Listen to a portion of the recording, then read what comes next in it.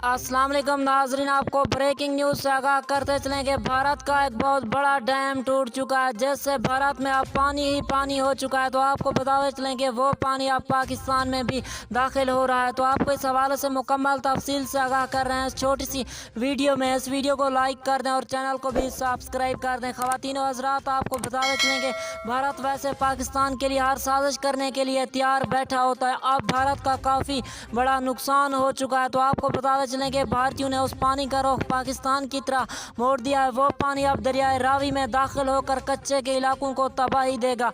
तो आपको बताते चलें कि कच्चे के इलाकों में अलर्ट भी जारी कर दिया गया है। तो आपको बताते चलें कि इसकी वजह से काफ़ी बड़े नुकसान भी हो सकते हैं। तो आपको बताते चलें कि भारत में तेज़ तूफ़ानी बारिशों ने तबाही मचा के रख दिया, जिसकी वजह से वो वहाँ पर पानी ही पानी हो चुका है। दरियाए रावी में उन्होंने बड़ा रेला छोड़ा।